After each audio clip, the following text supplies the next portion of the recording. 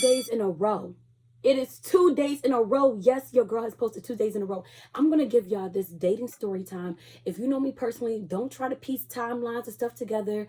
Every story that I tell is from ions ago. So we're going to get into it, and I'm going to tell you how it relates to scripture. I'm telling you, this year, scripture is my strategy. I don't need to think. I don't need to figure out. Just open a book and it tells you everything you need to know. So I'm going to tell y'all this dating story. I'm going to give y'all a little background, a little history about me just real quick. So I have always been an over giver. The minute you tell me you like me and I'm attracted to you and I like you too, I'm sending money, I'm paying for dates, I'm showing you, oh, I'm Miss Independent. Like, I could take care of the both of us. Like, I'm always pouring in, and the guys have been on the receiving end.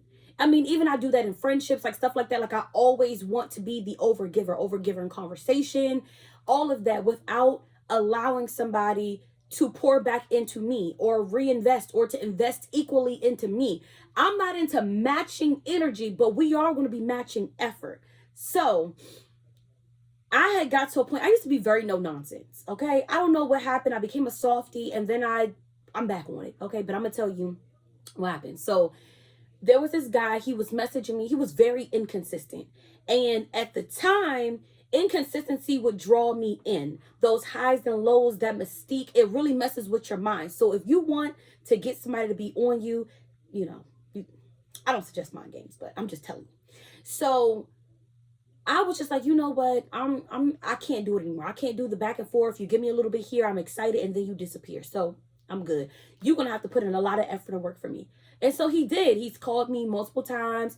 He's texted me. He let me know that he was interested in seeing me. So at the time, I was living at home with my mom. And so I'm like, he's like, hey, I want to come see you on Wednesday morning. I'm going to come pick you up. So I said, okay, I'll contact you on Wednesday, and I'll let you know if I'm available. Because again, I used to be very no nonsense. So back then, you're not going to tell me what it is. I like that you suggested something, but I need to come to you and I need to let you know if that's something that I can do, instead of agreeing to everything just because somebody asked it. I'm not doing that. So Wednesday comes, he's like, hey, you still available in the morning time? And I said, I'm not going to be available until 1 p.m.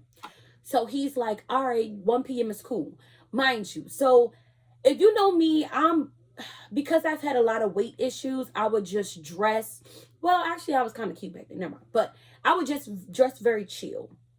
So I would wear like sweatpants and overshirts, big shirts and stuff like that. But like back then, dresses. Like, I'm wearing a dress for everything. Dress, boots, or whatever. But anyway, if I'm going on a date, then I want to dress nice. I want to present my best self. Or even when you just leave the house, you want to make sure that you're presenting your best self.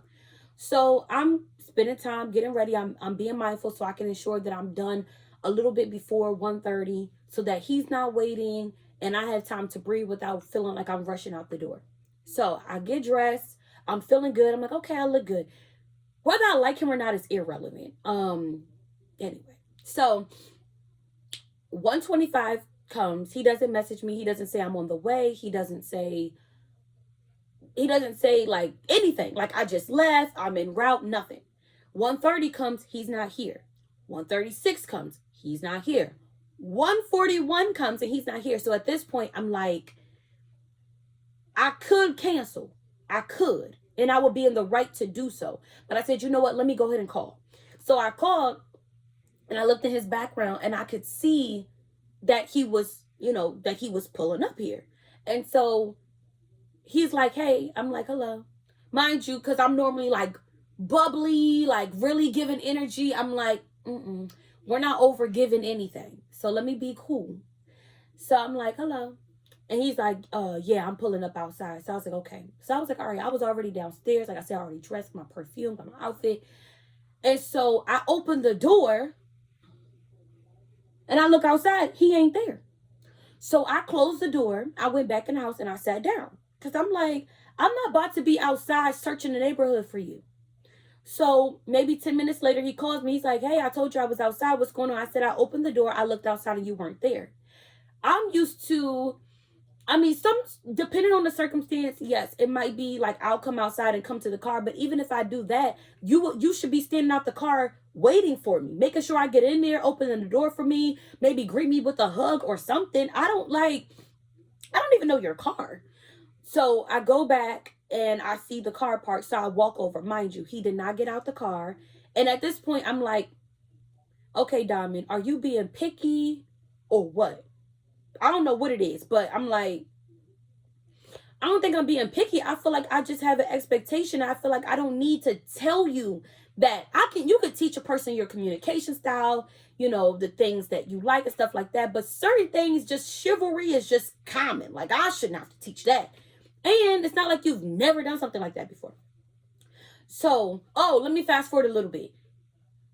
No, anyway, y'all know he came at 1:41. I'm thinking, okay, if he's late, he had to go pick up some flowers. It was a good reason. Maybe he wanted to give me a little gift or something. No, you just late and don't say anything. And again, Diamond has always been like low maintenance. Oh, I don't care. It's fine. It doesn't matter. Whatever. Like, I used to get tricked into thinking like, oh, guys love the low maintenance girl, the one that don't complain, the one that just go with the flow, do whatever. They don't want a headache. They just want peace. No, they want the ones that have boundaries, that have standards, that put you in check and are not afraid to walk away and leave. Listen, don't be the cool, chill girl. I've been her. It don't work. He must have knew me as that at the time. So I open the car door. Everybody knows I don't smoke. I don't like the smell of weed. If I just got out the shower, put my smell goods on or whatever, and then we got to drive somewhere, all that stuff is going to seep into my hair, into my clothes. Anyway, so strike one, you're late. Strike two, I don't see you outside. Strike three, when I do see you, you don't get out the car. You don't look for me. You don't guide me in nothing. I got to open my own door. And you just over there pressing the button, and then I got to come in here. So I get in the car, and it smelled like weed. And I'm just like, because everybody, he knows this. I'm not a fan of that. That's fine. Your car, if it was like a faint smell, like maybe you had smoked yesterday or whatever, bro, I could tell you smoked on the way here. Like, stop playing with me. It's like you don't respect me. So he's like, it smell like weed in here. If you gotta ask, like, be for real. You know it do. I said, yes, it does. But normally I'm like, firecracker. Or like, oh, it's okay. But I'm just like, yes, it does. Oh, yeah, I put the little freshener in there so I could seep out. Sir, the freshener is on its last leg. The freshener is on its last leg. Stop playing with my intelligence. You been had that little measly freshener. Ain't nothing fresh. You wasting money at this point because you smoking with the windows up. Anyway, so we get in the car. Mind you, I'm reminding you, I'm used to overextending. So at this period of time, I'm on my no nonsense diamond. So I'm like, I don't need to fill the silent air with words. You can come up with a conversation. So he's talking, and I'm not asking anything back. I'm just answering the question. So he's like, yeah, I'm gonna take you to this little pizza shop. Let's just say Pizza Hut. And I'm just like, I'm looking at what I got on, the effort and energy that I put in. I'm gonna tell you this. Everything is not about money, but I'm gonna tell you, when these girls be like, oh, your little $20 pizza, sir. I'm not saying you told me to put makeup on, but when I'm coming outside, foundation is like $60. Eyebrow pencil is $22.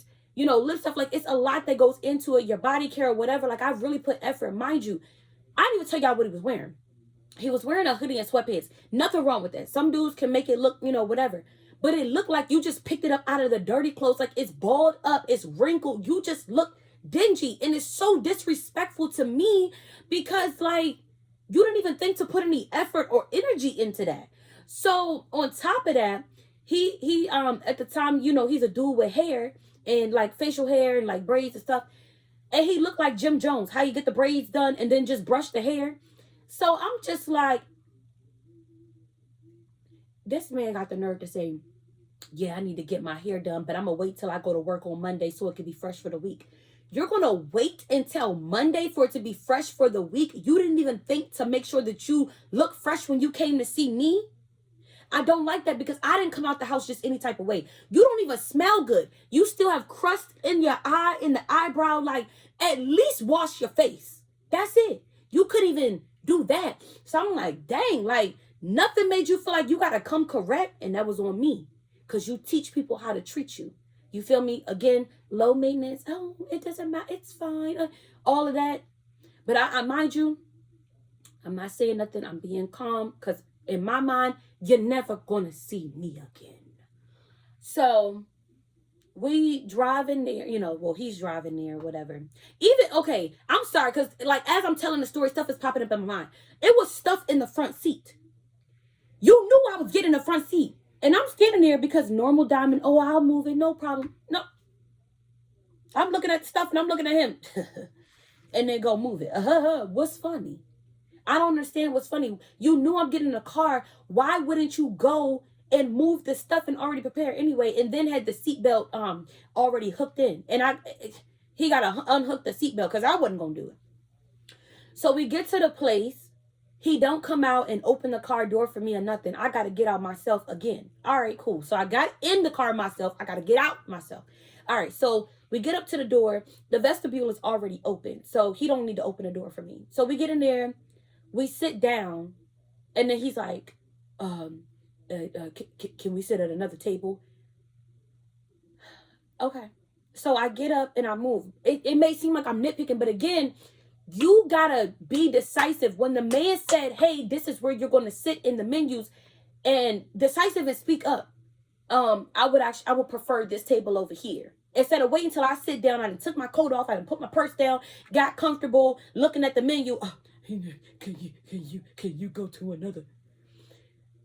I'm just really heated because it's just like the lack of effort. And I'm just thinking to myself, Diamond, you're at the time like you're being better, but you shouldn't even have went. 11 minutes late with no communication. Like I just had time to be sitting around. Anyway, so we eat and stuff like that. And he's asking me about business. Like, what do you do for business? Like, how do you make money? All this type of stuff. And I'm just like, I share a little bit. I try not to say too much. I share a little bit. And he was like, yeah, I really want to go into business with you. I said, I've presented an opportunity before, something I needed help with, and you just left me hanging. Yeah, I was emotional at the time because, you wasn't really rocking with me like how I wanted you to. So I was like, yeah, I ain't about to do that. And I said, I appreciate the honesty. So that lets me know that I would not go into business with you. I mean, like that was during that time. No. And then you proceed to talk about business. But at this point, you're talking to yourself. You're talking to talk. I'm not giving you nothing back. I'm just waiting for us to leave. So this was probably like a 25-minute date. That was it. And so we go to leave. I'm walking ahead of him really because it's just like I'm in a rush, but I'm not going to open the door because, again, I'm going to wait and see if you do something right. So, Miss Independent, I got the door. I didn't even touch the door, but I didn't comment on it because you're looking for a reaction. I didn't give you much all day. So I'm just like, I just go through the door. Anyway, do you think the car door got open? No, it did not get open. On top of that,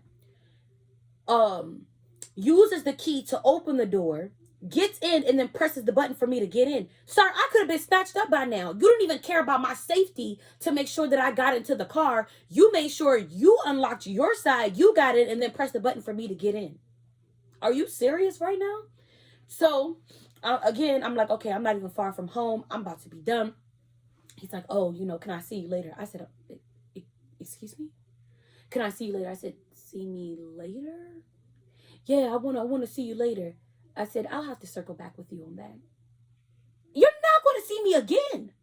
Let alone later. You're not seeing me no more. So he's like, the check tire pressure light on. Yeah, my back tire is low. I'm in my mind like, bro, I'm just trying to go home. But I can understand things happen with your car. But I seen the check tire pressure light when I first got in. So I said, when did you notice that it was on there? I ain't even noticed. I'm just seeing that right now. You don't have no awareness of your vehicle, man. You don't check your car. You didn't know the light was on. So I'm just like, okay. So then he has like this little portable thing. It's not like how when you go to the gas station, you could just put it in and the air just come up. It's like it's taking a very long time. And I'm just like, bro, I'm trying to leave this dude.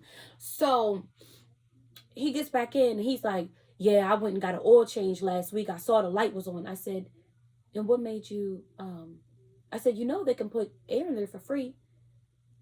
Oh, you when you get an oil change? I said, yes. I said, you can ask them. I said, it's not something that comes with the service per se, but you can ask them. Oh, yeah, I wasn't even thinking about it at the time. So you just lied to me and told me you just saw it, but you actually saw it last week. And then you don't even, again, the lack of effort. You don't even make sure to clean your car out when you're going to go pick up somebody for a date or whatever, to make sure the car is clean, everything is in order. You have your gas tank is filled, there's air in the tires or whatever. Like, it's just no effort at all. So then finally the air is in the tire. Check tire pressure light is still on, but I mean, I don't really care at this point as long as it can get me home. So we riding home. He's like, oh, you're so quiet. I said, you didn't ask me anything.